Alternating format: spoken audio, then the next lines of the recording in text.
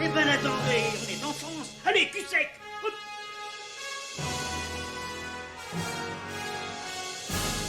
Personne ne veut le croire et pourtant c'est vrai. Ils existent, ils sont là, Tarnatata. Non.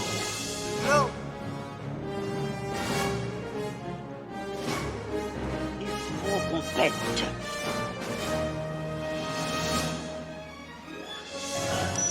Voyons, le circuit branché, convecteur temporel temporisé. Bonjour, bienvenue sur Histoire d'en dire plus. Aujourd'hui, on continue avec un film du réalisateur Albert Dupontel, qui est à la fois scénariste et acteur principal. Un film récent que j'avais pas vu, que j'ai vu là il y a 3 jours. Alors j'ai décidé de faire un podcast dessus. J'ai nommé Au revoir là-haut. Allez, c'est parti mon kiki.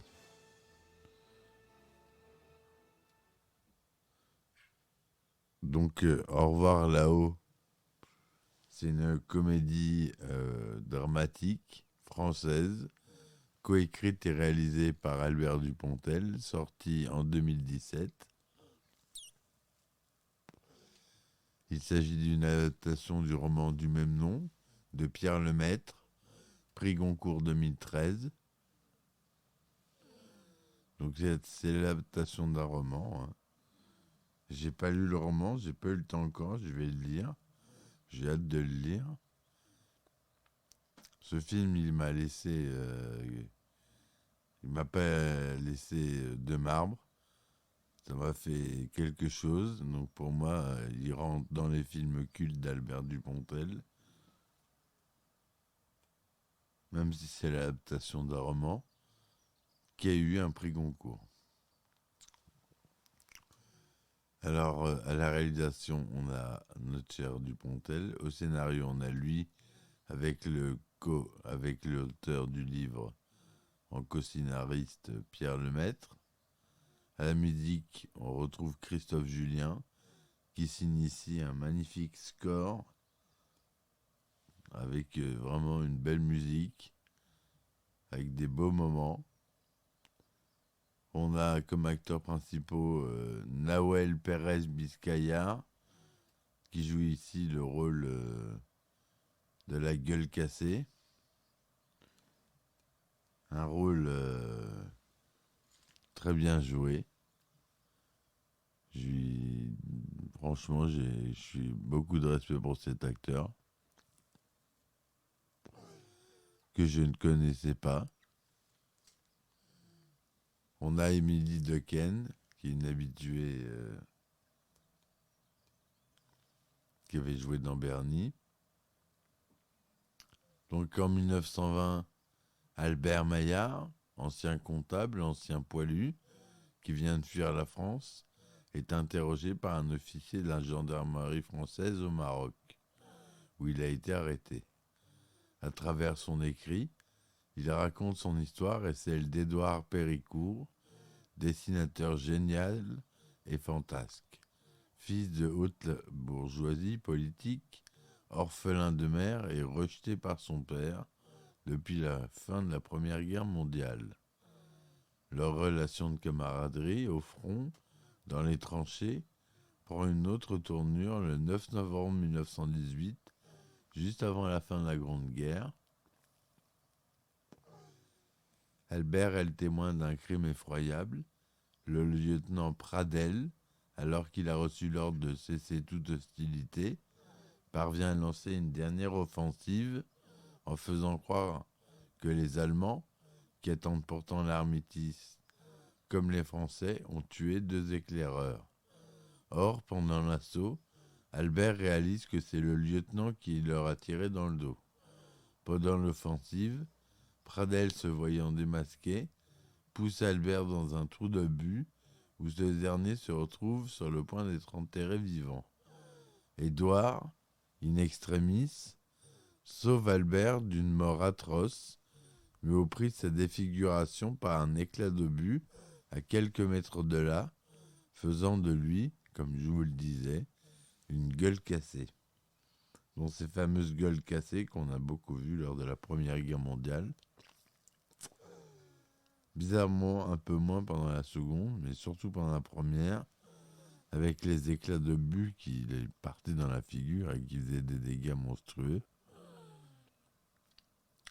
Albert comprend que Pradel voulait tuer Péricourt au champ de bataille pour monter une entreprise de pompes funèbres et abuser le père Péricourt.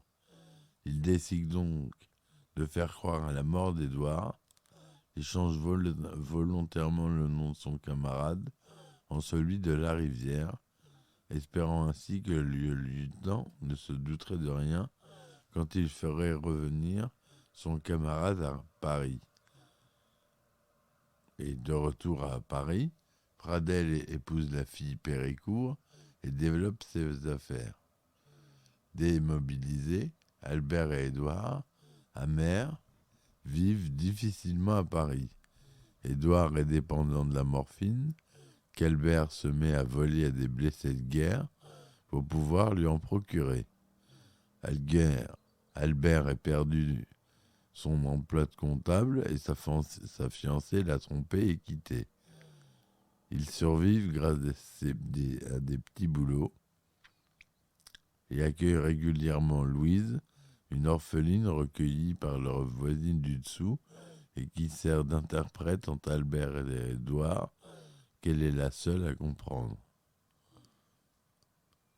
Bientôt, ces deux laissés pour compte, grâce à l'ingéniosité et au talent d'Édouard, puis à la ténacité d'Albert, mettent au point une escroquerie commerciale doublée d'une arnaque bancaire. Ils participent à un concours national pour vendre aux municipalités des monuments aux morts qui resteront fictifs. De son côté, Pradel profite de nombreux soldats morts et enterrés dans les tombes de fortune sur le champ de bataille pour signer avec l'État un contrat qui prévoit de les inhumer à nouveau dignement dans des cimetières militaires. Mais au lieu de cela, il utilise des milliers de cercueils raccourcis, parfois remplis de terre et de cailloux, voire de cadavres de soldats allemands, pour s'enrichir sans scrupule. Dans le cadre de leur arnaque, un des monuments dessinés par Édouard est sélectionné comme œuvre commémorative dans l'arrondissement qui l'a vu naître. Le commanditaire de cette œuvre n'est autre que son père, Marcel Péricourt, président des affaires des maires de Paris, qui souhaite pour ce geste honorer secrètement son fils qu'il croit mort.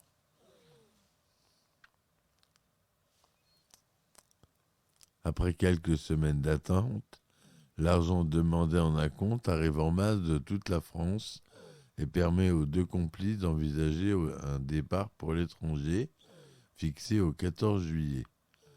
Pendant ce temps, les magouilles de Pradel sont démasquées par un fonctionnaire tatillon et incorruptible, Joseph Merlin, mis anonymement sur la piste par Édouard et Albert. Et on retrouve les acteurs favoris d'Albert Dupontel qu'on voit dans ses autres films. Et l'acteur qui joue l'inspecteur est très bon. Toute sa vie, ils ont choisi l'inspecteur qui a jamais monté en grade, donc qui attend l'affaire de sa vie. Et là, il sent qu'il tombe sur du lourd, et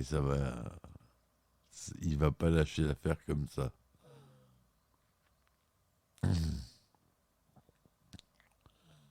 Les événements s'emballent à l'approche du 14 juillet. Des journaux révèlent une possible arnaque monumentale. Marcel Péricourt apprend qu'ils ont été trompés et demande à Pradel, son gendre, désormais accusé d'un scandale d'État, de retrouver les coupables contre le silence de l'État et de la justice sur ces magouilles.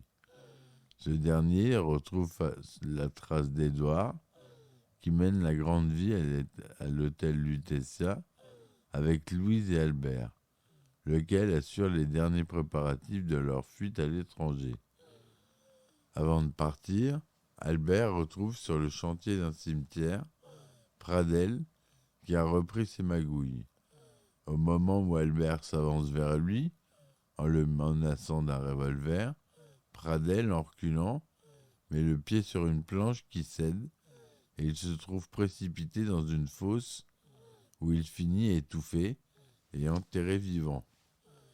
Au même moment, Marcel Péricourt décide de se rendre à l'hôtel où résident les coupables, comme poussé par une force irrésistible. Après qu'il pense avoir reconnu la signature de son fils au bas des dessins du catalogue de monuments. C'est bien Édouard qu'il trouve sur la terrasse de sa chambre, qu'il reconnaît malgré le masque qu'il porte. Les deux hommes s'étreignent, le père s'excuse et se repent devant ce fils qu'il n'a jamais su reconnaître et aimer, mais soudainement, Édouard, comme un oiseau qui prend son envol, se jette dans le vide avec son grand masque bleu. Albert, avec sa nouvelle compagne Pauline et Louise, qu'il a rachetée à leur voisine, parvient de son côté à s'enfuir au Maroc, où il est finalement arrêté. À la fin de son long récit, l'officier de gendarmerie se lève et supprime tout moyen de communication de son bureau, avant de révéler à Albert que le plus jeune des deux éclaireurs abattus par Pradel était son fils, et de lui permettre de prendre la fuite sans crainte d'être inquiété, mais sans attendre. Et voilà pour cette histoire extraordinaire, ce scénario qui est génial. L'histoire est vraiment incroyable. Franchement, j'ai hâte de lire le roman. Je veux voir vraiment ce que ça donne. Voilà. Il y a des moments, les costumes sont fabuleux, les costumes d'Édouard, notamment ses masques.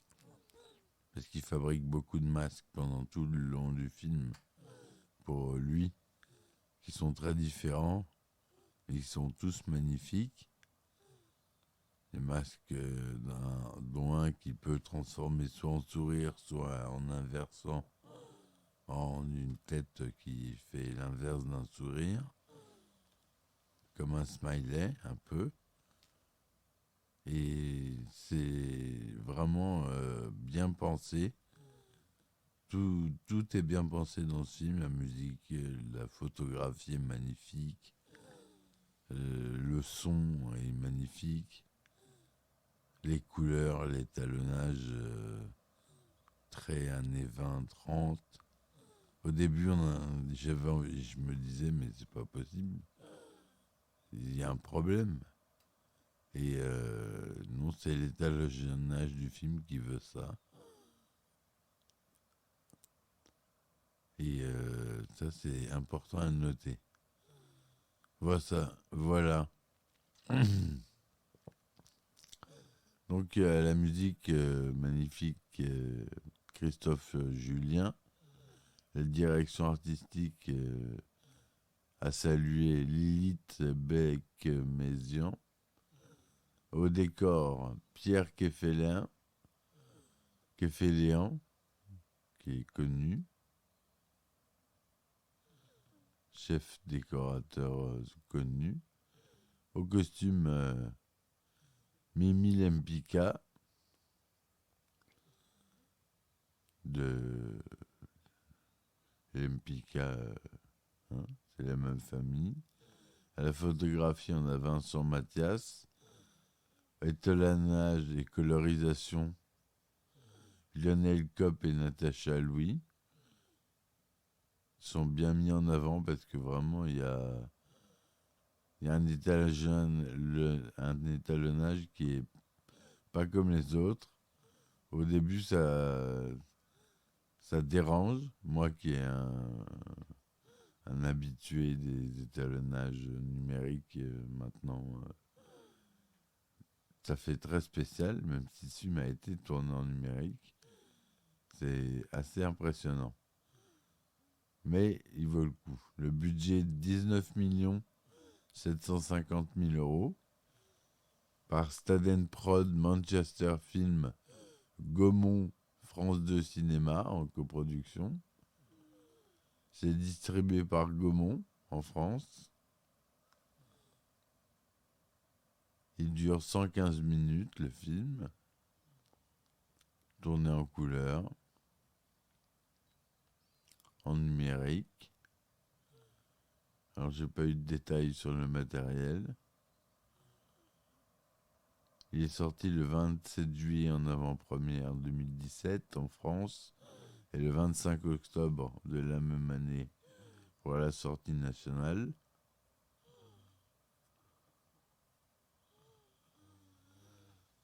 Édouard Péricourt est le soldat à la gueule cassée qui joue un peu la star du film. Le premier rôle est joué par Nawel Pérez du Biscayar. Albert Dupontel joue Albert Maillard, le soldat. Laurent Lafitte, qui joue un super rôle d'enfoiré, de pire enfoiré qu'on puisse imaginer. Henri Dolnay-Pradel, le lieutenant. Et son rôle à lui, il joue très très très bien ce rôle.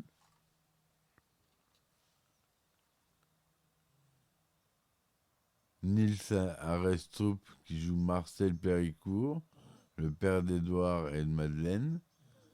Émilie Dequesne qui joue Madeleine Péricourt, la sœur d'Édouard. On a Mélanie Thierry qui joue Pauline, la bonne des Péricourt, avec qui s'enfuira Maillard, le soldat Maillard, Albert Dupontel à la fin du film, dont il se prend un peu d'amour. L'inspecteur est joué par Michel Villermoz. Il y a Kian Kojandi qui joue un collaborateur de Pradel, qui a un rôle qui lui va très bien dans ce film.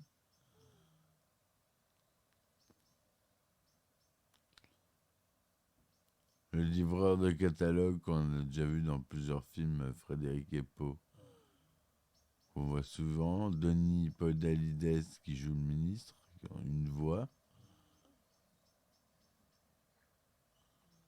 Le film est annoncé dès le mois d'août 2014. Au moment de la fin du festival 2017, 12 pays ont préacheté le film. Pierre Lemaître, l'auteur du roman, a été associé à la rédaction du scénario du film. L'adaptation cinématographique est fidèle au roman. La scène de la fin est toutefois différente, plus allégorique et moins cynique dans le film que dans le livre. L'écriture du scénario nécessite 2 ans de travail et connaît 13 versions. C'est Bouli Lanners qui devait jouer le rôle d'Albert Maillard, mais ne peut pas tourner à cause de fatigue, et c'est finalement Albert Dupontel lui-même qui joue ce rôle. La préparation du film dure 3 mois, puis le tournage s'étale sur 14 semaines, de février à juin 2016. La post-production, comprenant également la création de très nombreux effets visuels, 500 plans dans le film, ce qui n'est pas beaucoup pour un film à effets visuels, mais c'est pas un film à effets visuels, donc c'est quand même pas mal. Et s'achève en avril 2017. Albert Dupontel et l'équipe du tournage débutent à Teuville, dans le Vexin, de début à mars-juin 2016. Certaines scènes sont tournées à l'hôtel particulier de la rue Fortuny, à Paris, dont la société de production d'Albert Dupontel était locataire pour les besoins du film. Le château de Chambly a servi de lieu de tournage pour la suite de Marcel Péricourt, l'hôtel de la Païva pour la salon et la salle à manger, et l'hôtel Marcel Dassault pour les extérieurs. La musique originale du film, donc, elle est de Christophe Julien. On peut par ailleurs entendre de nombreux morceaux empruntés à d'autres films. Il prend beaucoup de... Alors, tiré du film Despite the Falling Snow, la série Dickenson, Sparta Forte, Più Forte,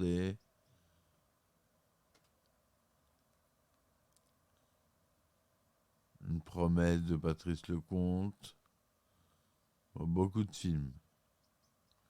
Il y a beaucoup d'emprunts à d'autres films.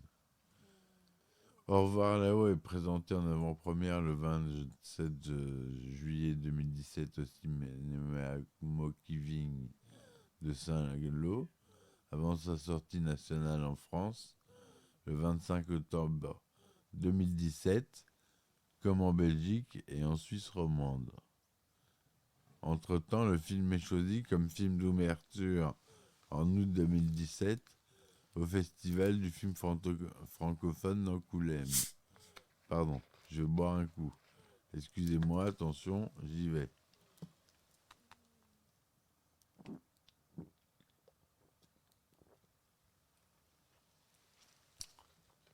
Je suis là. Il a été projeté au Festival du film français d'Helvétie et au Festival international du film de Saint-Sébastien, où il récolte le premio de l'Association de Donantes de Sangre de Chibucosa à la Solidaridad El Cartasan Saria. C'est long comme titre, hein. Au Québec, le film est présenté à Montréal en novembre 2017 dans le cadre du festival Cinémania, où il reçoit le prix du public avant sa sortie le 22 décembre 2017. En France, l'accueil critique est positif.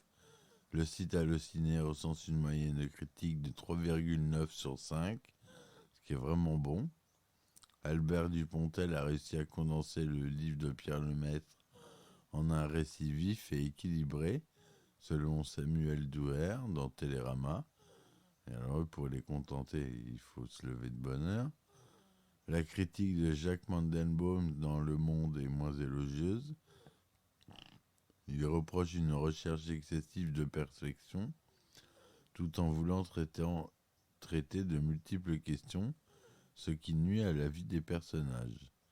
Au Québec, dans la presse, Marc-André Lucier juge le récit parfois prévisible, mais se dit impressionné par le jeu des acteurs, la direction artistique et la séquence d'ouverture.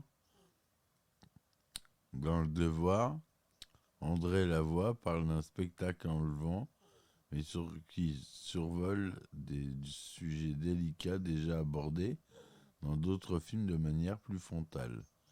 Dans le Journal de Montréal, Christophe Rodriguez, de ce côté, il va d'une critique très élogieuse. En France, il fera plus de 2 millions d'entrées, ce qui est vraiment pas mal.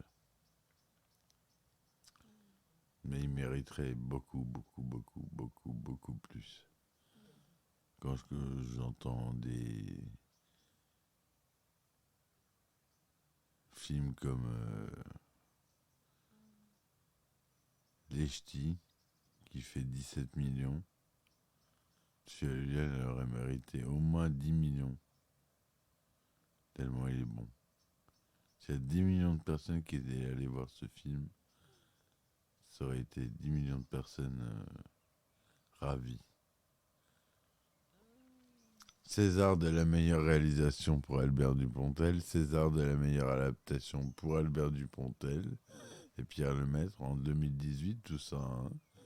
César des meilleurs décors pour Pierre Keffeléan, César des meilleurs costumes pour Mimi Lempicka, César de la meilleure photographie pour Vincent Mathias, prix Historia 2019 du film de fiction. Ça, c'est les récompenses.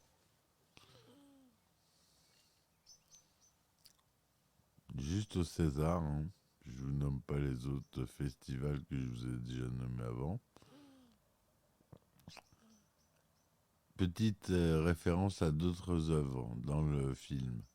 Quand Édouard feuillette le catalogue des statues qu'il a dessinées pour le monument aux morts, l'une d'elles est présentée que sous le titre Orphelin méditant dans le sens du sacrifice. Cette œuvre est inspirée de la statue du poilu mourant réalisée par Jules Deschamps, qui orne de nombreux monuments aux morts en France. Quand Labourdin présente à Marcel Péricourt les 5 œuvres présélectionnées pour le monument aux morts, le deuxième dessin représente la statue du poilu victorieux réalisé par Eugène Benet, et le 5e dessin représente le monument aux morts pacifiste d'Équeurdreville réalisé par Émilie Rolez.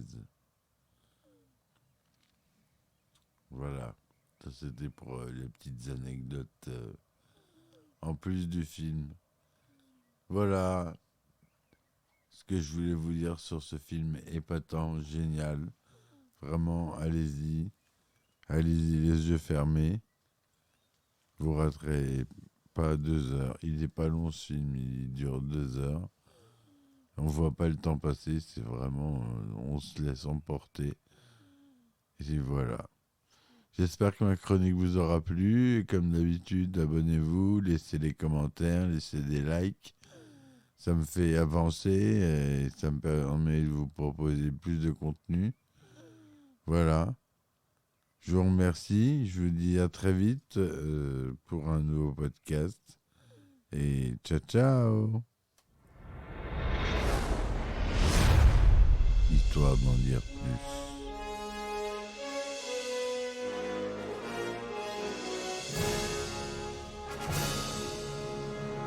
Eh ben attendez, on est en France. Allez, cul sec. Hop.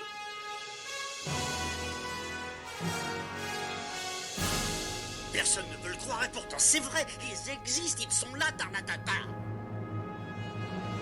Le globe. Il faut qu'on pète.